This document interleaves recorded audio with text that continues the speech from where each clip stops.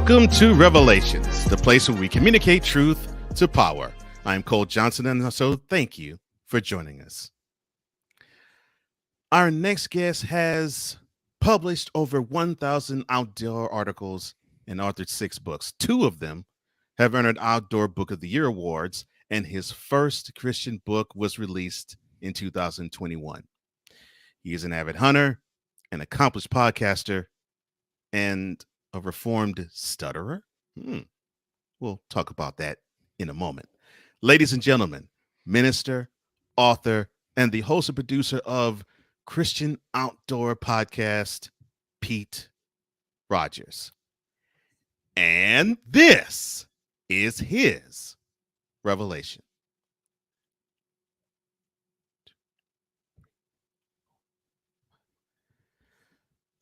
Pete, it is great to have you on Revelations. Thank you for joining me. Thank you for having me so much, Cole. I'm excited to be here. I really am. Oh man, I'm excited to have you. Thank you. Just seeing what I have witnessed with your prodigious bio, I was like, okay, I hope I come correct because I know I'm going to learn a lot and I'm going to appreciate what I am going to hear. And yeah, this is going to be a good time. Thank you. I hope so. All right. So since you're here for the first time, we love to try to find out what it is about that person. And so we are going to introduce you in Open the Way.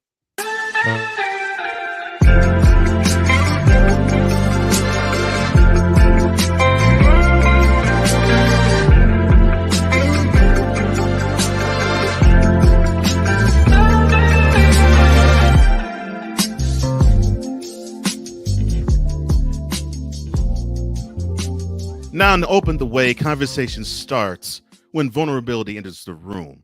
Now, from what I understand, you grew up in South Carolina, and I believe you still live there now. How was your upbringing? Well, I've been asked that question before, but never that way, Cole. How was my upbringing? I would say it was good. My parents, it was normal for me. Just let me say that. We did move around an awful lot growing up.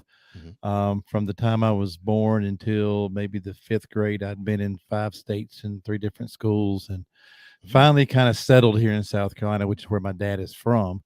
Right. And I consider it home because I've been here most of my life since then, right? Since like, I don't know, 5th, 6th grade, we've been here. And but I did not grow up in a church going family. We did not, we would, every time we moved to a new town, we would like go to the town church once or twice and then stop going.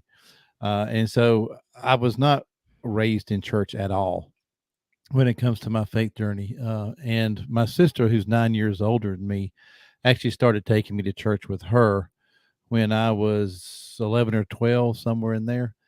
And unfortunately, shortly after then, we moved. She got married and stayed, and we moved again. And so my outlet to get to church was taken away from me again because we moved away and she stayed.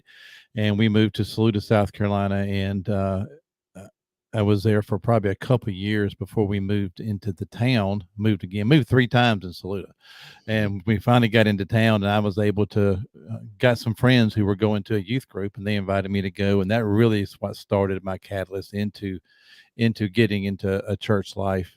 But all in all, I had a good childhood, I would say. Other than that, it was very good. I had loving parents, and my brother is only 17 months older than me, and we were bitter rivals as brothers can be, right? Right. But also, it was good. I would not say anything negative about my childhood. I didn't like moving around a lot. That kind of was, that stunk, having to be the new guy in a new school constantly. And as you mentioned in the bio, with a speech impediment and the new guy, it was kind of tough a lot. It really was. Other than that, it was great. Yeah. And we will definitely touch on the speech impediment that you had, and do that in a little more detail a little later. So you mentioned your siblings, and I'm glad you did, because this actually was my next question. obviously you have a healthy bond with your sister, and you seem Mhm. to have a good healthy bond with your brother too. Mhm. Uh, how would you describe your relationship when you were younger with the two of them? I think with my sister, because she is so much older than me, it was not nearly as close as I would have liked it to be. You know, by the time uh, you kind of get out of the childhood into that formative preteen and teen years, she had already married and moved on. Right. So I did not. We actually grew closer together as adults, and I think Mhm. it was because of that. Now, my brother and I do. I think a lot of brothers are this way. You know, we're very different. Hard to believe we came from the same gene pool. You know, it really is because we're so different in the way that we think and the way that we approach life and the way that we interact. But we also have a deep love and concern for each other and are very supportive of one another. And so I would say that I have I've seen so many adult siblings who just don't get along, and I've never understood that because you know, your siblings is the longest relationship you have in your life. It Right. it is, and it does take effort. It really Mhm. does. It takes effort in order to intentionally keep a relationship and stay strong. And we don't live anywhere near each other. My brother's 2 hours away, and my sister's 3.5 hours away. But we have FaceTime and telephone and texting, and we stay in contact weekly, um, by either text, telephone, or both. And I really cherish that. I do. I cherish that a lot. It's something that I think a lot of people take for granted, their sibling relationships as adults, but I think it's something that I personally cherish. I don't know what they can say about me now, Yeah. but I cherish them a lot. I really do. That I find interesting. Uh, and you're right, and that was part of the reason why I did phrase the question, "How was your relationship with them when you were younger?"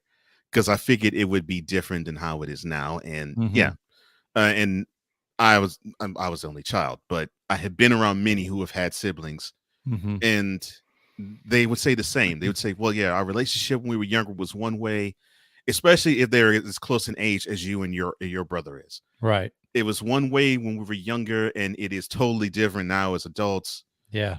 And it tends to be like how you described it. Yeah. We were literally sibling rivalries when we were younger, Yeah, and very now that competitive, yeah. very competitive against each other. We both played football and baseball, Hmm. and he is a lot bigger than me. Mm. I was the runt of the family and the youngest. No. And I mean, seriously, when I was like a senior in high school, I was 5'10", 150 pounds, and my brother was 6'1", 260. You know, he was just way bigger than me. He just built better, Hmm. bigger body and so forth. I fattened up as I gotten older, but I was just very late to grow and to bloom, and he was just so much bigger, and we were just really big rivals on the ball field. Hmm. But we played on the same teams, but we were Right. still rivals against each other, you know. And I Right. could say he was better than me in one sport, and I was probably better than him in another. So Yeah. Yeah. And just judging by how you describe your brother, it sounds like you're best friends now. yeah, yeah, I would say that we're close. Yeah, Yeah. we are. Yeah, And yeah, yeah, and it was basically forged by one to prove that you were better than the other. And it's amazing how that works.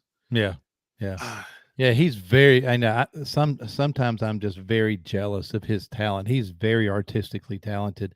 Can mhm, just do just about anything he puts his mind to it. He's very very good at it.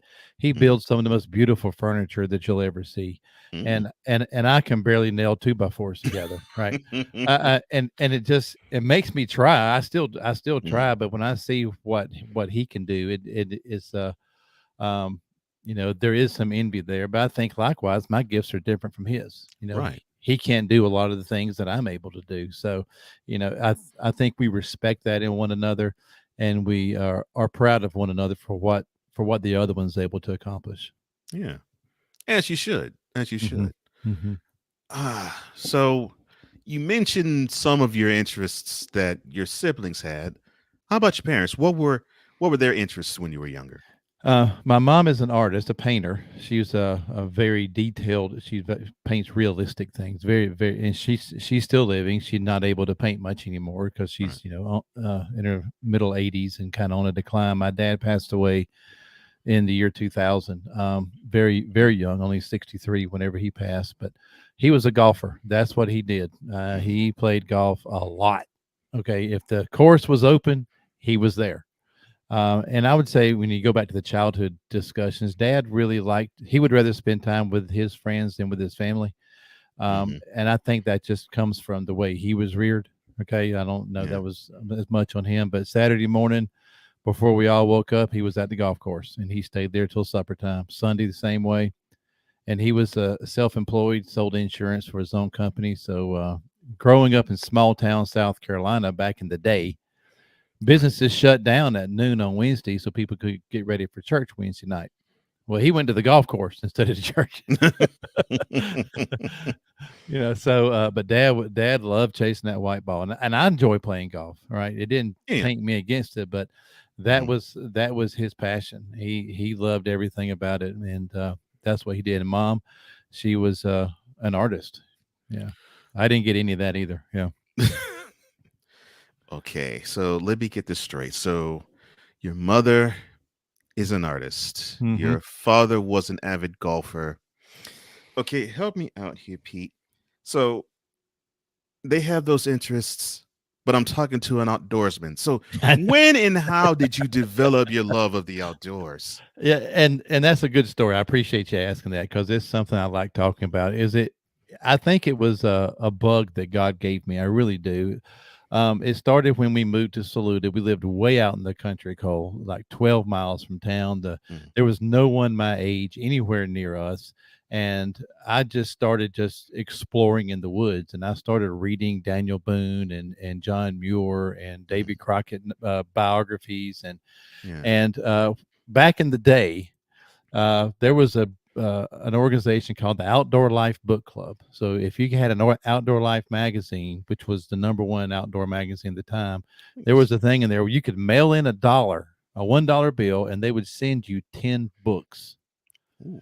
And in exchange, there's always a catch. You only had to buy 2 books at regular price within a year. Well, even as a 12-year-old, I knew that was a deal, So I went and collected bottles and turned in the deposit to get my $1, mailed my $1.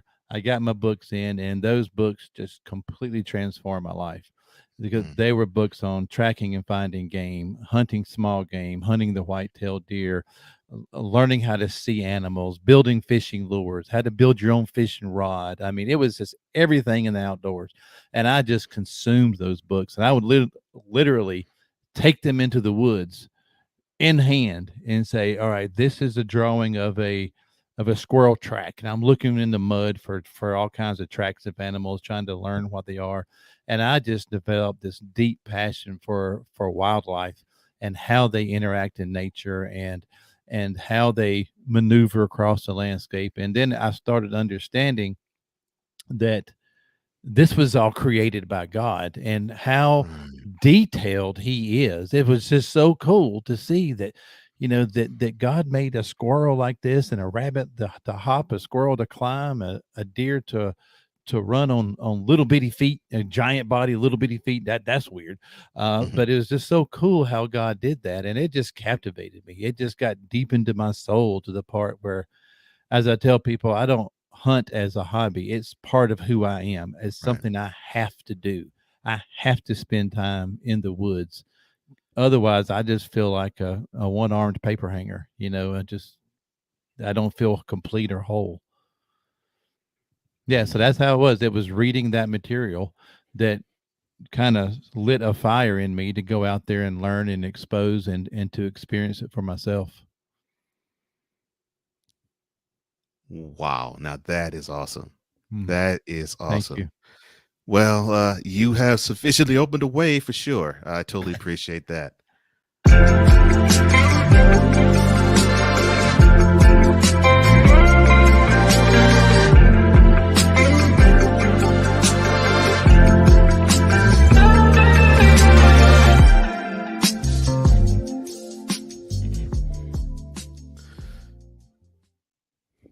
Minister, outdoorsman, and author Pete Rogers joins me on Revelations.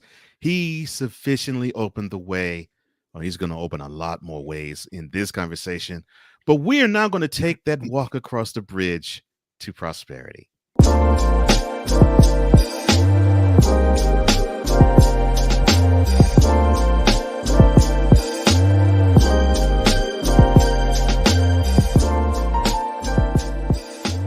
Now, the bridge to prosperity, we're linking childhood lessons to adult application.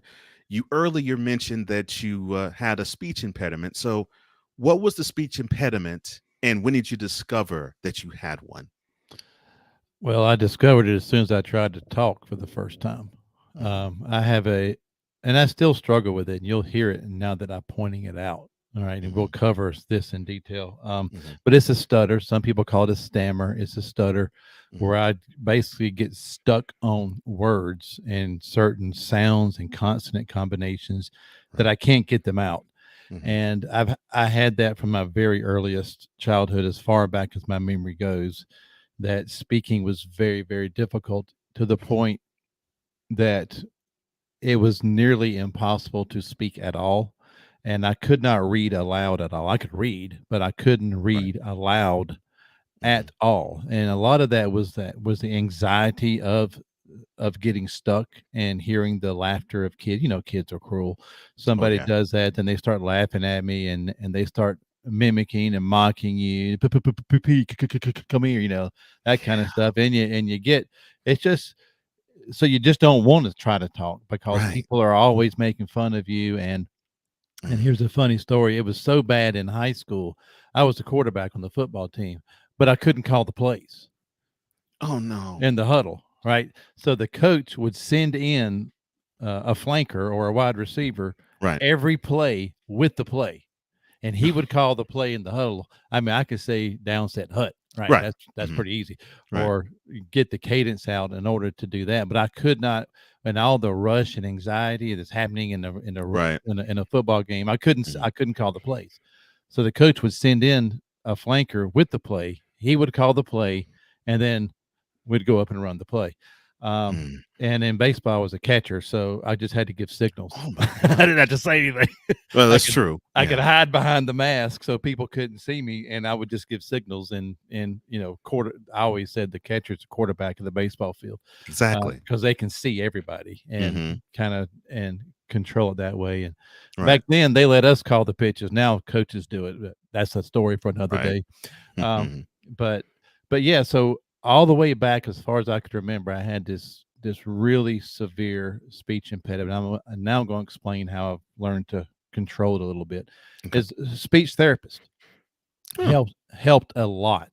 And back in those days, Cole, they would come and take you out of class, and you would go and spend an hour with the speech therapist, and she would, you know, do all these techniques. So I went, you know, like I said, we moved around a lot. So I had a lot of different therapists. Well, it so happened when we moved to Sherrill, South Carolina, my aunt was my therapist. And she quickly identified that there were certain consonant combinations and certain word combinations that caused me the most trouble. Right. Now, a lot of words cause me trouble, but what she said was, all right, Pete, let's see if we can figure out how you can avoid some of these hangups. And so she taught me how to substitute words in certain situations. I'll give you an example. Okay. I have to stop to say the word, and I have to say it slow so you can hear me. Anytime there's a L and a T close to one another, I get stuck. Yeah, think of what your tongue does. You know, L. Yeah. So words like little. Right. You see how I had to stop to say that? Yeah. When I'm just in regular conversation, I'm going to say small. Right. Even though the other word's better. Right. And she taught me how to very quickly be thinking ahead of what I'm going to say and come up with ways to substitute. And she also taught me what I now term micro pauses, which you will probably notice now that I've pointed them out to you. But what I do is when I'm thinking of what I want to say, and I know that there's a word or a phrase that's going to be difficult, I will place micro pauses between those words Right. so that I can get them out. And I disguise that as trying to enunciate and speak slow. Mm-hmm. But by enunciating and speaking slow, I'm also putting in little pauses that allows my tongue to reset and to say what I need to say. Okay. Wow. So, and I'm a public speaker. I go and Right. speak at men's conferences and all Right. over the country. I do podcasts and things. And usually only when I tell people do they know that I have a struggle. But I know it. I feel it when I'm editing my podcast. I'm cutting it out. Mm-hmm. Right. And if I were to ever publish one raw, you would hear it because I told you about it. Mm-hmm. Right. And so that's how I'm able to handle it. Right. So when I would Mm-hmm. like when I'm preaching at a church, for example, or speaking at a men's conference, I memorize what I'm going to say. I write it out and I read it out loud and see if I can actually say it the way that I wrote it. And if I can't, I have to change the writing so that I can speak it. It may be horrible grammatically to read Right. it, but it's words that I can say and in combinations that I can say. Does that make sense? Man. Oh Yeah. no, it makes plenty of sense. Considering that you're talking to a fellow podcaster who when I hear myself, I mean, I get on myself for certain enunciation for me. It's like I Mhm. hear myself and I say, oh, Yeah, we do, don't we? yeah. It's like, Yeah. I was like, you know how to say this word, Cole. Why did you say it this way? Yeah. So Mhm. I totally, fully understand that. And Mhm. and I sometimes I'm not a stammerer or stutterer, but sometimes some words are just a little difficult for me to actually, enunciate at times. So it's Right, like, right. okay, I so I Yeah, totally understand that. yeah, there's some words I just cannot say. Yeah. I don't care how long I pause over it, I just Hmm. cannot say it. In other words, as you said, I can't say it so it sounds correct. Right. Yeah. It's just too many, just like R's and W's that get together. They just like the Hmm. word REWARD. Yeah. I can't say that, so it sounds like the word, Hmm. you know, Yeah. Hmm. or RURAL. I can't say, r- Hmm. yeah, say it for me. Oh, you talking rural? Yes, Yeah. I can't say that at all. I just, Mhm. and anytime there's like multiple W's, I'll Mhm. pause, I'll go slow and do it. What will we be doing? I Yeah. have to, those multiple W's just stick. So I have to try to think of another. But that's probably the most difficult substitution that I have to fight with is I'm just going to stop and say it slow. You Yeah. know, what will we be doing today? Because it's hard to come up on the fly of a good substitution for that. Mm, Wow. Wow, that's a nice tool. And you armed with some good tools there. thank you. Thank you. Now, even though you were teased for stammering and stuttering, Hmm. it obviously did not affect you as a student, because because obviously you talked about earlier in Open the Way that you are an avid reader, especially of Hmm. outdoors books. Hmm. So you decided to, in your collegiate career, I should say your undergrad career, decided to go to University of South Carolina. So what made you want to go there? What did you major in? And what direction did you originally want to go after you graduated from there being a Gamecock? Yeah, well, okay. Well, I finished there by necessity. Okay. No. um, yeah, I went to college because I felt called to go into the ministry, and I wanted to go to seminary, and you can only go to seminary as a graduate student. Right. And so seriously, the reason I went to undergraduate was so I could go to seminary. Okay. And I was actually serving a church while I was in my undergraduate and got moved. I was in the United Methodist Church. They moved preachers around. Right. The old saying is they throw a dart at the board. That's where you go. Uh, and I had to transfer with one semester to go in college. I had to Oh transfer wow. because I got moved, and so I ended up finishing at South Carolina. But that's okay. I mean, it's a good school, right? Yeah. But I live in the shadow of Clemson. Okay, and so Ah. I have a degree from the University of South Carolina, but their arch rival Clemson is really who I like the best. So, That oh, is there you go. And hilarious. then I went to Erskine Theological Seminary and got my Mhm. Master of Divinity degree there. Okay. So the whole reason I went to college was to go to seminary. Right. Okay. All right. So, what was the greatest lesson you learned while you were in undergrad? I learned how I learn. Nice. That's I think, and Nice. I've taught my kids this is that I think college more than anything else teaches you how you learn and how to and time management. That's two of the best tools that I think undergraduate gives people who is how do you learn? How can you get the most out of it? Because I paid my own way, 100%. Yeah, Ooh. I paid my own way, 100%, and so I'm invested in this, right? Right. I am like deeply invested in this, Mhm. and so I need to do well, and Mhm. especially to get into graduate school, you need to do well, Right. and so I quickly learned how I learn, and I think having the speech problem helps in this way. Mhm. I wrote word for word what professor said. This was before, people had the cassette tapes back in the day and put it Right. on the professor's desk. That Right. never worked for me. I wrote word for word, and I would read, I developed my own shorthand, and I would read the notes and go take the test, write the papers. I love research. I think that's Mm. part of being a theologian is you Of love course. research. Mhm. You love digging into the root cause of things and the roots of words and what's the meaning and the historical significance, blah blah blah. So my undergraduate's in history because that's what I loved. I loved doing the Okay. research, specifically American history and the Native Americans of the Plains was what my undergraduate was in. Um, and then I went to seminary and just loved seminary, loved Mm. it, loved it, loved it. Yeah. Mm. Okay. All right. Mm, Nice. Okay. thank you. All right. Well, we have successfully walked across that bridge.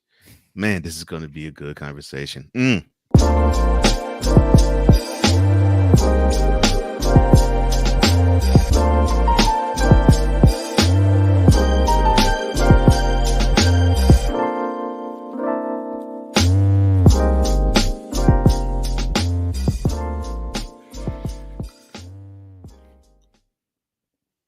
Author, minister, and avid outdoorsman, and also podcaster Pete Rogers joins me on Revelations.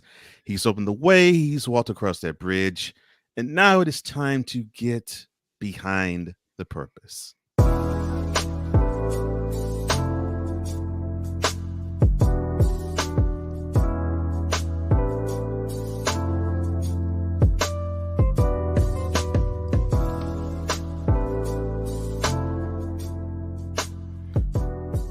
Now, with behind the purpose, this is the reason why we function the way we do. And so you have heard this gentleman talk about seminary. You have heard this gentleman talk about church life when he was younger. So, of course, I have to ask this question now since I am talking to a minister. When did you give your life over to God?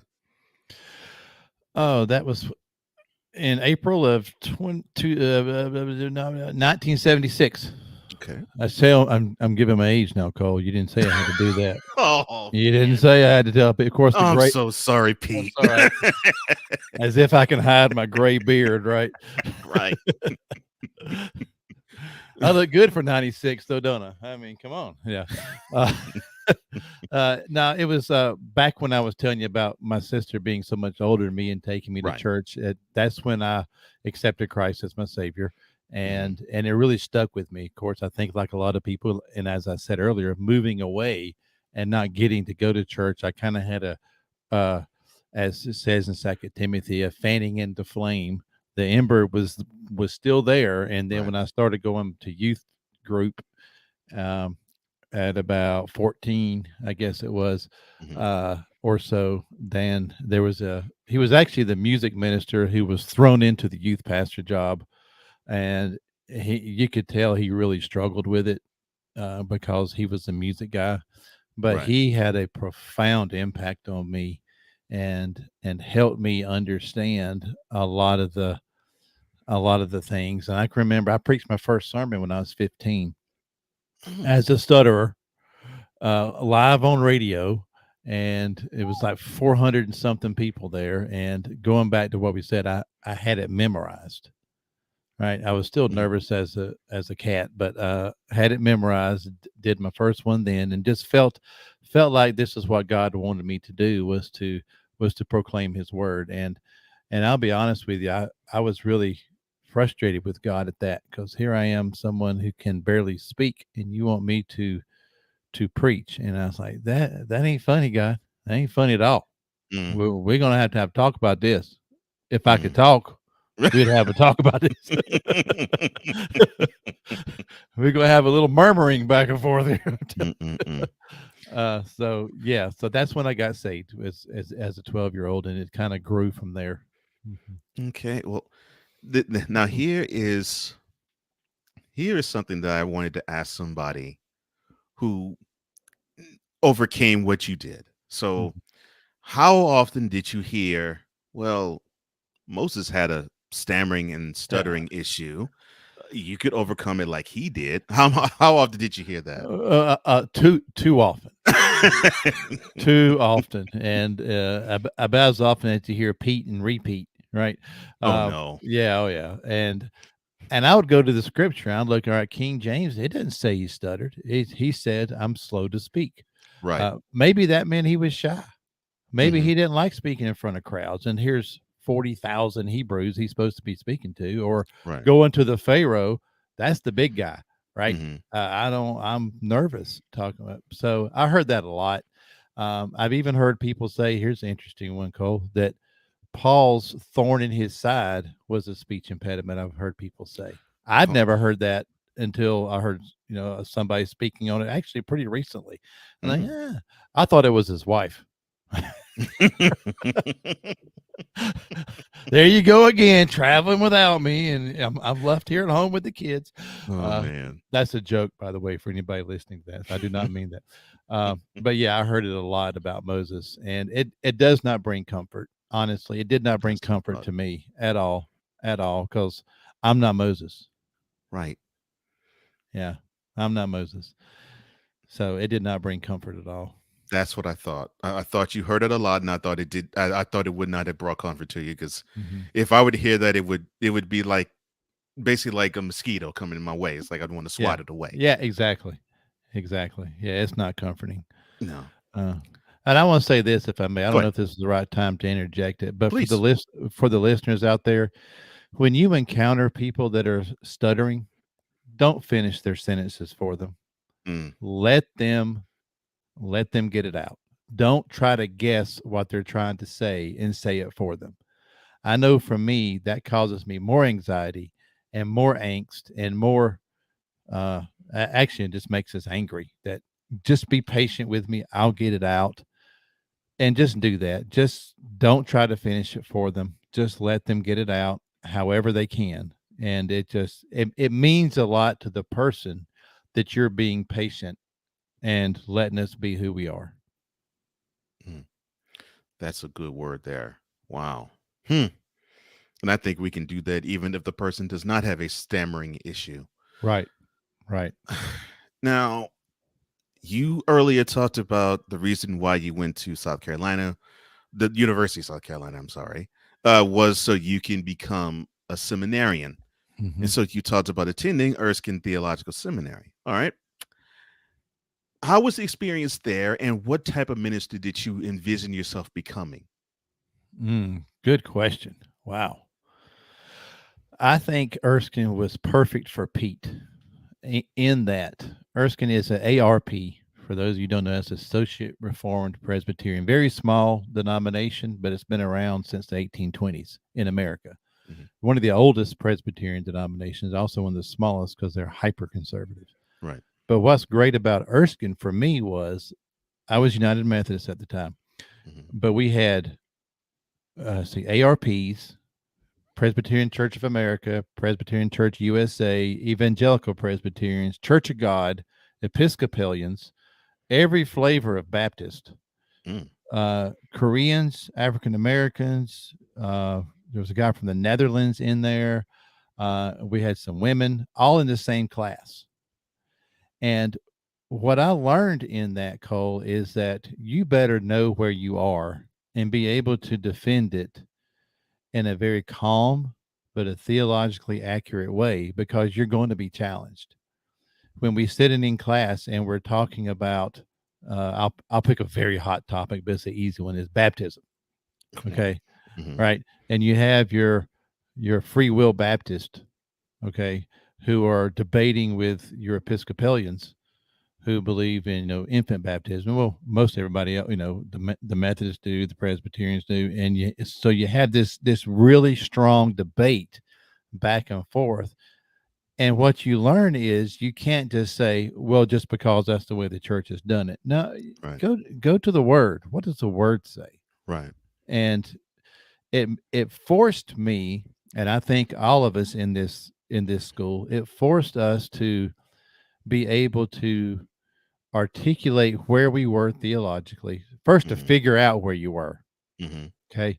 And then to be able to articulate it in a way that is not argumentative, that is not demeaning, that is not demanding, but is also convincing. We still may not agree. Okay. We still may not agree at the end of the day, but we've done it in a way that I feel good about my position scripturally. Right. And I feel good about your position. Right. And we're going to disagree. You may be someone who believes in believer's baptism. You have to be saved before you're baptized. And this other person may be someone who believes that, well, Abraham's covenant was for you and all your generations. Children will be blessed, and that begins from the moment you're conceived, that you are part of the Abrahamic covenant. Right. And so baptism can be as a young person, and then we teach you the rules of the church later. I mean, we can disagree on that, but if you understand where I'm coming from and I understand where you're coming from, we can still say, you know what? We still believe in the same God. We still believe in salvation through Christ alone. We still believe. It helped you realize that we agree on far more than we disagree. Right. So let's focus on the things we agree on and not the things we disagree on. Let's focus on salvation through Christ alone. Let's focus on the God, the Father, Son, and Holy Spirit. Let's focus on the virgin birth. Let's focus on the resurrection of the dead and the forgiveness of sins and what Christ did on the cross. Let's focus on that, on the things that unite us, because there's only 2 or 3 things on which we disagree at the end of the day. Wow. So it really, really helped me going to that. I think if I had gone to a school where we all had the same thought going in, I would have come out with a very narrow view of how big God is. Oh my gosh, that's a nugget and a half. Wow. And I say that because before I got married, my walk wasn't as strong as it should have been, and then I meet up with a literal Proverbs 31 woman where I got a chance to understand, oh man, I gotta step my study up a lot. Yeah. And it came to what you said earlier, where I had to understand that, okay, so I'm joining with this person because of things that I agree with her about. But why am I focusing too much on the things that we disagree on? Right. And then maturity and wisdom got me an understanding. Actually, the things we disagree on are very few. And when I finally became at home with that, my marriage became exponentially better. Right. And that is such a wonderful point. We focus too much on the things that we disagree on, that we that we choose to ignore, and we don't enjoy the things that we do agree on, which seem to be plenty. Yes.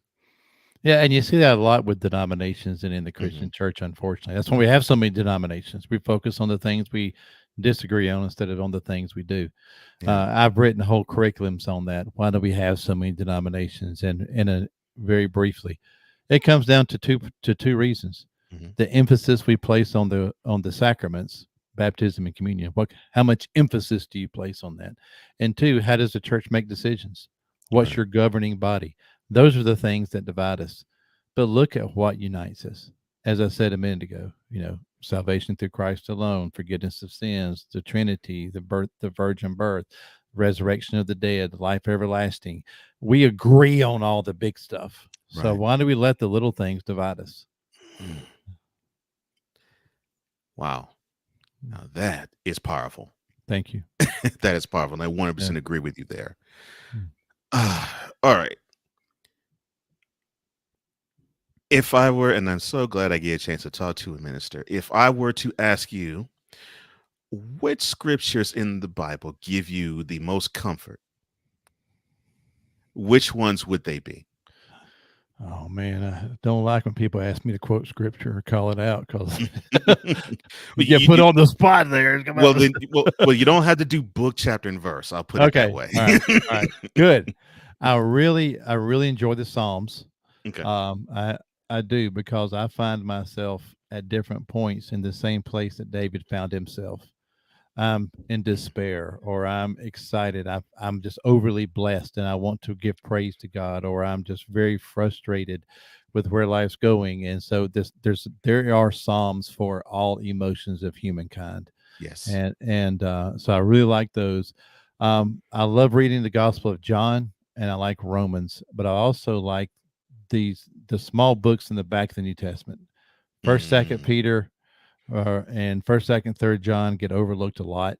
yeah. But that is some good stuff right there. I love how First John opens up. He says, "The things," I'm gonna paraphrase it, Hmm. "the things that we have witnessed, we're gonna make known to you." All right, I saw it, so I want you to pay attention. I was there, so I want you to pay attention because I'm gonna tell you what I saw. All right, that's paraphrase. That's Stephen A. Smith language of what First John. I'm not a Stephen A. fan either because he screams too much. But Yes, uh, he does. but I love how that opens. And if you read that and say, "I was there," I'm going to tell you what I saw because I was there. And read what Hmm. he said. And he goes, "God is love." You Hmm. can't love because of your Mm. own initiative. You can only love because God first loved you. Wow. And so I love those books, and I really go to 1, 2, 3 John and 1, 2 Peter often, um, because there's so powerful, such powerful language there. It really is. I as a writer, I admire how they get so much in such little space. Mm. Mm. Yeah. Wow. Well, I'm so glad you mentioned that. You mentioned earlier how much you love to be a researcher and Hmm. how much you enjoy digging into historical contents, especially when it comes to American history and when it comes to the Bible itself. Hmm. When did writing become such a huge part of your life? I think I actually started writing as a teenager because I couldn't speak, and it became my outlet to express myself. And I actually, when my dad died and we were going through things, I found a notebook, a spiral composition book from um, high school of some of my very first writings. I still have that. It was really bad. Okay. But it was a start, right? Of course. But as far as getting published, I think that's really kind of where you're going. Mhm. I've always written stories and I've always written about things. So I'd gone on hunting moose in Alaska back in the late '90s, and I got back from that trip and I wrote a story about it and I sent it to the guys that were with me, and they were just very complimentary. Wow, Pete, this is awesome. You did a great job. I'm thinking, yeah, well, thank you, but one of them, his name's Walter. He and I became very, very close. He was 23 years older than me, and he has since passed away. But we became very close. He kept encouraging me, Pete. You really have a gift with words. You really need to, excuse me, to do something with that. And I was telling my wife about it, and she said, "Well, you should." Well, that's what I was supposed to say, right? They're supposed to encourage us, Right. And so I thought about it. I said, well, why not? So this was back before the internet. We were actually putting letters in envelopes, and for you millennials out there, we put a stamp on it and put it in the mailbox. I know you don't have a clue what that is, but that's what we did back in the day. And we would have to wait 4 or 6 weeks for the editor to say, no, thank you. But I am a very stubborn and very persistent, I like to say, very passionate person. So I kept at it. And finally, a magazine said, we like this story. We would like to publish it. And I was like, wow, really? And they actually paid me for it, Cole. I could not believe that I got paid for it. So I published one story, and it gave me the motivation to keep trying. And I would literally go to Books A Million here in town with a legal pad, and I would write bibliographies from the magazines in the magazine section. Because if you read that masthead, and no one does except writers, at the very bottom of the masthead, it'll say, to submit manuscripts, contact blah, blah, blah. And it gave an address. And I would write these bibliographies, and I'd come home and I would send letters out and send letters out and send letters out. And gradually, one story became 2, 2 became 4, 4 became 8. And then the internet came in. We could actually email people. That really transformed the business as far as speed of reply. And I've since then, in the 23 years I've been writing for hunting and fishing magazines, I've published over 1,000 articles, and as you said, 6 books, 5 outdoor books, and my first Christian book, and I have more in the pipeline as well. Of course. Yeah. Wow. So I do about 100 stories a year, roughly. Now I've backed off since I started podcasting. I've backed off my writing a lot. Because I really enjoy the podcasting. And as you know, it takes a lot of work. Yeah. Right. A lot of prep and a lot of editing work. So I said to my wife, I said, something's got to give. I work for the USDA full time. I'm a full-time writer. I'm a full-time podcaster. I'm a full-time author of books, and I'm a dad and a husband. Right. I gotta, sleep has to come in there somewhere. Eating has to come in there somewhere. So I said, well, I'm going to start cutting back on the magazine and website writing and focus more on podcasting and books. So that's what I do now. I still do about 40, 50 stories a year, but it's like somebody will email me and say, Pete, I really need a story on this. Can you help me out? Well, okay. Yeah. Get a yes and figure out the rest. That's how I feel. That's been my motto. Get a yes and then figure out the rest.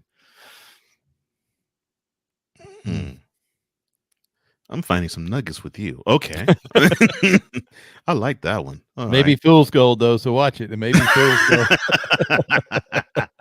It might be. You might be onto something there. Wow. Well, yeah, we definitely know what your purpose is, sir, and we're so glad that you told us what's behind it.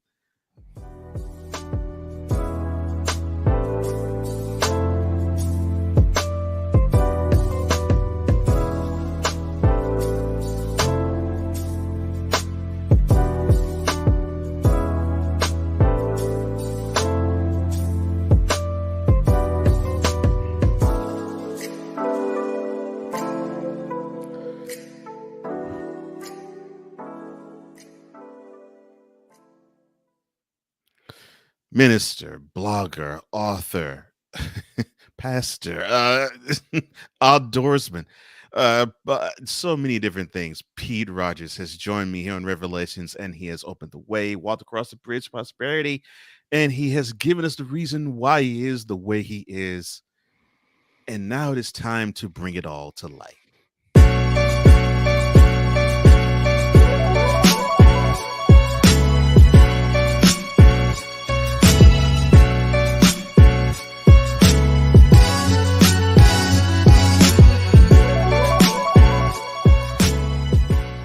Now, all of us shine in a unique way, and obviously, Pete, you shine uniquely yourself.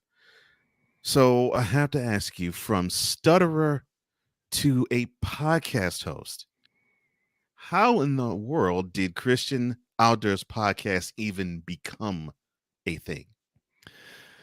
Well, that's It's actually was a long process, Cole. I know a lot of podcasters, and you do as well, who say, "I think I want to start a podcast," and 3 weeks later they're on the air. But me, I like to say I like to do research. I'm kind of thorough to a fault. At times, I will over research things and spend too much time planning and prep. But I studied this for 18 months. And before I decided to actually take the plunge, I was at a writers conference, the Professional Outdoor Media Association, and they had a seminar on podcasting. So I went in there and listened to it. I'd never even heard of podcasting. I guess this was in that 2017, 2018. And I listened to it. I said, man, I've kind of always wanted to have a radio show. But radio shows make you got to sell ads, and you got 22 minutes and then a commercial and 22 minutes and a commercial. And I didn't want to do all the FCC rules and finding a station that would have it. And I learned about podcasting. I said, that's really fascinating. So I started listening to podcasts, and I started listening to podcasts on how to podcast. There's a lot of those out there, by the way. Oh, yeah. Yeah. And they were very helpful. I started watching YouTube videos on how to start a podcast and what to do. And I said, all right, Pete, but you got to have a topic. You got to have good content. I mean, that's true in writing. It's true in being in a book. If it's a topic nobody wants to read, they're not going to buy it. Right. Right. And it's the same thing with podcasting. And having been a pastor and served churches for 12 years, I know that Sunday's coming. You better have a good sermon. So there's a lot of content out there. It's just, can you put it in a way that people want to hear it? Well, having been an outdoor writer for so long and being fortunate to get to know a lot of the people in the industry, I've learned, Cole, that in the outdoor space, in the hunting and fishing world, for those listening out there that may not be familiar, like if you go to the Outdoor Channel, all those people on television, whether they're fishers or huntermen, well, that was bad language, whether they're hunters or fishermen or women, they overwhelmingly are people of faith. They just aren't allowed to share it on the Outdoor Channel or the Sportsman's Network. They're not allowed to talk about their faith, but they are. They spend their careers in creation, and they would love to have a platform to talk about it. I was like, well, I love Jesus and I love the outdoors. Why don't I bring those two things together and find like-minded people who love the outdoors and love Jesus as well, and give them a platform where they can talk about what they're good at, whether it's hunting, fishing, writing, podcasting, but also give them a place where they can talk about their faith openly. I had a podcast this morning that I recorded for my show, and the gentleman said, thank you for letting me get to talk about my faith. I never get to do that. And so it's been a great platform for that. But also back in 2014, I was reading, because I like to read theology, the Westminster Shorter Catechism, which is a teaching tool written in the 1600s by the Presbyterian Church in Scotland. And it's a question and answer format. And the first question of that, Cole, is, what is the chief end of mankind? Remember, that was written in the 1600s, so they were not politically correct. Right. Right. The modern translation, that is, what is my purpose for being here? Right. In other words, what's the meaning of life? Right. The answer to that is, according to the Westminster Shorter Catechism, is the chief end of mankind is to glorify God and to enjoy him forever. And when I read that, I thought, well, that's a good Sunday school answer. So I went to question 2, and I went, wait a minute. My brain went back to, and enjoy him forever. Right. So this kind of, you'll see how the podcast and the book all came together. And to enjoy him forever. So I asked myself, I did some really serious self-reflection and said, I love God. I worship God. I acknowledge God. I enjoy God's blessings, but do I enjoy him in the way I believe that he wants me to? And I was honest with myself, Cole. I said, I don't think I do. Like I said, I enjoy the blessings he gives me. I enjoy my family. I enjoy his creation because I'm out in it all the time. I enjoy all that. But do I enjoy God in a deeply intimate, personal level? And I said, no, I don't think I do, but I want to. I really want to. So I started on this path in 2014 of asking myself every single day, Pete, how will you enjoy God today? With the Monday, like today, I'm just bogged down in the office. I'm recording podcasts. I'm a guest on your show. I got a ton of editing to do when we're done. But in the process of that, God wants to be intimately involved in every aspect of my life. How can I enjoy him in that process? Wow. And tomorrow when I'm out doing something else, or if I'm sitting in a deer stand, how can I enjoy God? Not just enjoy the beauty of his creation and the magnificence of his animals and the time of solitude that I get, but how can I enjoy him? So on that process came the podcast. It's saying, so my little tagline for my podcast is where we talk about all things outdoors and how we can enjoy God every day. So I Mm. want to encourage listeners to not just let's talk about hunting and fishing and camping and backpacking and whatever, but let's see how can we enjoy God in the process. How can we enjoy God in a deeply intimate personal level? And that's where I'm gonna jump into my book if I'm not getting ahead of times here. Go Is ahead. that okay? Go ahead. Is That's where my book that's called Do You Enjoy God? I'm gonna hold up a copy here. Do you enjoy God? 12 steps to enjoying God every day. That's how that came out. Through that whole journey that I've been on for the past 8 years, how can I enjoy God every day? So my question is, do you enjoy God? And I spend this book and the podcast, but the book now explaining here are things that you should do if you want to enjoy God on the level that I believe that God wants us to. Mm. And that starts with a relationship. All right. Right. So that's chapter one. It starts with a relationship. God wants that relationship with you. And it starts, let's go to John 3:16. Jesus is talking to Nicodemus. Nicodemus said, yeah, but how am I going to go back in the womb? He said, no, you don't get it, Nick. Pay attention. Mm-hmm. This is what I'm trying to tell you is whoever believes in me has a new life, has eternal life. And that word whoever jumps out at me, Cole, and says, whoever believes. If Cole believes, if Terry believes, if Bill believes, if Pete believes, then we have that relationship. That's where it starts. And I say in the book, are you a whoever? Are you that person? Because God didn't want me to be like Cole. God doesn't want me to be like Lisa. God wants Pete. He Right. wants a relationship with Pete. And he wants that, and he made me the way I am, which is chapter 2, being an image bearer, being created in the image of God. Mm-hmm. You, Cole, carry a unique thumbprint that God placed on you. Right. And I carry a unique thumbprint. And Right. so does every listener out there. Right. You are made uniquely in the image of God. And that is so awesome. But what Mm-hmm. it also helps me to do is not just see that I'm made in God's image, but so are you. It lets me look at you as someone who carries God's image, not as a man, not as a black man or a white man or an Asian man or a Right. black woman or whatever, but as someone who carries the image of God, Right. right? Those labels we put on ourselves, Mm-hmm. but the label I want to see is an image bearer, as that person carries the image of God. Mm. And then we go into how do you understand your gifts? Do you know what your gifts are?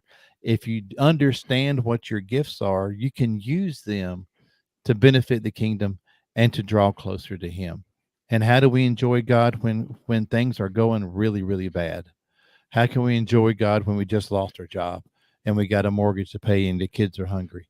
And I give real life stories of personal stories and stories of people that I've known in the book that kind of walk us through that process. But I think that it's been transformative for me. My wife and family will tell you since I started on this path, I'm a better husband and I'm a better father. Definitely a better follower of Jesus because I focus on enjoying him, not just acknowledging him, not just recognizing him, but I want to enjoy him on a deeply intimate personal level every single day. And it's completely changed my life. And I think it will help you, people who read this book. And I'm not saying that to sell it. I'm saying it because every word in there came from God. Mm. It took me almost 10 years to put it all together, right? Mm. Because it's been prayed over, and I believe that God inspired every one of those words in order to help people to enjoy him. Mm. So, is it safe to assume that with all the blogs and the books that you have written, that the most proud piece of literature would be "Do You Enjoy God"? Absolutely. Absolutely, because it's you know, I was called as a young man to spread the good news of Jesus Christ, and as a pastor for 12 years, I did that, and now as a podcaster, I can do that. As a writer, you know, you're writing hunting and fishing stories, you can't talk about Jesus, right? But Right. Exactly. but in my blogs I can, and in my books I can, and in my podcast I can. And so anytime I get to talk to people about the outdoors, and I get to talk to people about Jesus, it's a good day. And it's because I believe that God created me for that purpose, is to spread his good news. And this platform of being a podcaster enables me to reach, well, we just hit 300,000 subscribers last week, Mhm. right? Congratulations. 300,000. If I'm in that country church in Newberry, South Carolina, I'm hitting 60, Hmm. right? Maybe 100. Now we're reaching 300,000. And that is strictly a God thing, Cole, because Pete doesn't know how to market, right? At all. Okay. I Right. know the feeling. But at the same time, I know that God is good. And if I am obedient to him and I try to follow his leading and his guiding, then he's going to do great things. He did great things with a lot of people. And I'm just very humbled that people are listening to my podcast and people are reading my book, and that hopefully that their lives are being changed in a positive way. Mm. Oh, I'm sure there are. I'm sure they are. And speaking of which, so you mentioned that you are happily married Hmm. and you are a father of 5 children. Yep. How much or a gift are those 6 individuals to you? Not at all. I'm just. Oh I man. said that because they're going to listen to this, and they'll throw their socks at me. No, uh, any the old saying that every successful man, that there's a strong woman behind him, and Mhm. I definitely have that in my wife Susan. She's very supportive of everything that I've ever tried to do. And when I lock myself up in the studio for hours at a time, whether I'm writing or recording, that means that I'm saying no to her and to them, time with them. She Mhm. has a saying that for every yes, that then there's a no. And it's so true. When you say yes to this, you're saying no to something else, because we all have limited time on this planet. Right. And how do we spend it wisely? And I work really hard. I don't Mhm. always succeed in this, Cole, but I work hard to make sure that I'm at home with my family in the evenings. Of course. I occasionally, as you know, you have to record in the evening because that's when your guest is available. Mhm. But I work really hard to make sure that when I'm at work, I'm at work. When I'm at home, I'm at home. Right. And my children are from. Well, my oldest son today's his birthday. He's 26 today. So I have a Uh, 28-year-old daughter who's married with a grandchild, mhm. and they live in California. He's in her husband's in the army, and they're Okay. stationed in Monterey, California. Okay. My oldest son is married. My middle daughter just got married in May. Mhm. My So I have a middle son, or my youngest son, and my youngest daughter are still at home. Okay. The youngest son graduated college in May, and he just got a job. He's saving his money so he can move out on his own. And my youngest is still in college. So we're not quite empty nesters, but we're almost there. Mhm. But I would rather spend my time with my family than anybody else. I have friends, I have associates, I have colleagues, but I would much rather spend my time. I'd rather hang out with my children than anybody else. I'd rather hang out with my wife than anybody else. I just get so much joy being with them. That they're just awesome people. And I don't know what role Pete played in that. I think it's very minimal, but they know beyond anything else. And I've told them this, Cole. I said, my only legacy is I want you to know that you were deeply loved. Because let's face it, most people are not remembered past two generations. You Right. know, and if my children know that Daddy loved them, that Daddy loved them deeply, then I will die a very happy man. Mm. That is my goal. And my wife and I caught a lot of flack early on because we were very adamant in the fact that she comes first and the kids come second. Well, there's Mhm. God first. All right. Of Let's make that course. clear. God first, wife second, children next, Right. and then job, and then everything else. Right. I know a lot of marriages who put the children above their spouse. And I just want to say that's a dangerous ground. My children know that mama comes first. When I buy Christmas gifts, I buy from mama first, and then I buy for them. Right. That when I'm spending time, I spend time with mama first, and then them. That one of the best gifts I can give my children is to love their mother and to love her deeply and passionately, and to enjoy spending time with her. Now, clearly, my wife and I do not have a lot of outside interests. She does not enjoy the outdoors like I do. Right. I don't enjoy a lot of the things that she does, but I love being with her. I like being in the same room with her. I like just knowing that she's there. She brings me comfort. Just seeing her I driving down the road and seeing her car in the driveway puts a smile on my face. When she's not there, I'm like, "Dang, wonder where she is. When's she coming home? I can't wait to see her." So my family is everything to me. I love them deeply and passionately, and I'm just excited every time I get to spend any moment with them. Now that 3 of them have moved out, that's hard. I ain't gonna lie, that's hard when they start their own life, but that's what we prepare them for.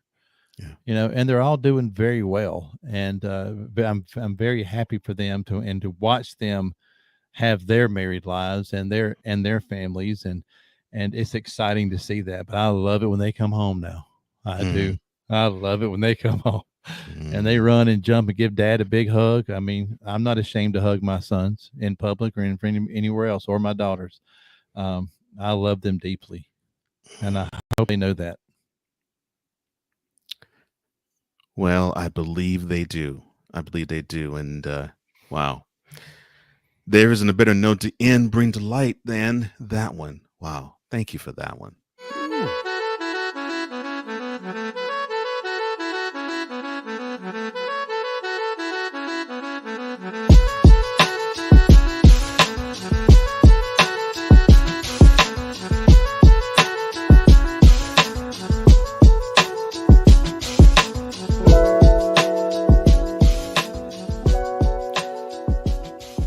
Minister, avid outdoorsman, author, and a wonderful overall, wonderful guy, and a beautiful Christian. Pete Rogers joins me in Revelations. And now it is time to do a little plug tuning. And this is when we have our guest promote any and everything to his or her heart's desire. In this case, it's his. And whatever is on your mind, whatever is in your heart, and whatever you want to plug or promote, right now, Pete, the floor is yours. Well, thank you, Co-op. I really appreciate that. As I said earlier, I'm not a really good marketer, but if you want to learn more about Christian Outdoors Podcast, it's christianoutdoors.org. That's christianoutdoors.org is the website. All of my podcasts are there. All of my books are there. My merchandise is there as well. You can learn about me. Also, if you're looking for a speaker at your conference or event, then you can go to my website and you can email me at pete@christianoutdoors.org, because I do speaking engagements and men's conferences and outdoor events all around the country. And I'd be glad to come speak at your event if that's something that you need. Again, my books are there. You can find my books on Amazon under my name, under Pete Rogers. My book, Do You Enjoy God? 12 Steps to Enjoying God Every Day, is available there as well. And it's available as a Kindle book and as an audio book as well. So if you need an audio book, it's available there. But the best way to find out anything is at christianoutdoors.org. And I really appreciate you having me on the show today. Well, for a person who claims he's not a good marketer, that was a good marketing bit right there. Well, thank you. Man, minister, author. I'm still not comfortable doing that, though. I'm still not comfortable doing that. I totally understand. Minister, author, podcaster, and podcast producer, public speaker. Man, is there anything I'm missing? Oh, yes, follower of Jesus. Yes. Yes. And I know that's the most important one, and of course, along with being a father and a husband. Pete Rogers. Pete, thank you for this time. I'm so glad that you joined me here on Revelations. Thank you for having me. I really enjoyed it.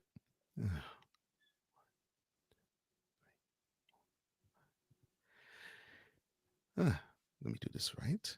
Let me do this again. There we go. Many thanks to Pete Rogers for giving us his perspective on life.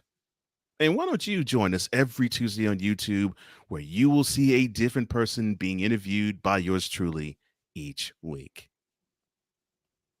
For changing the world one conversation at a time, I'm Cole Johnson, and this has been Revelations.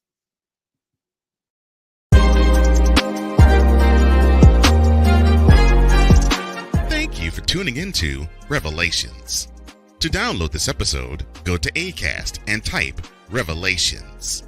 For apparel, go to Spring and type Revelations. Music by Lakey Inspired.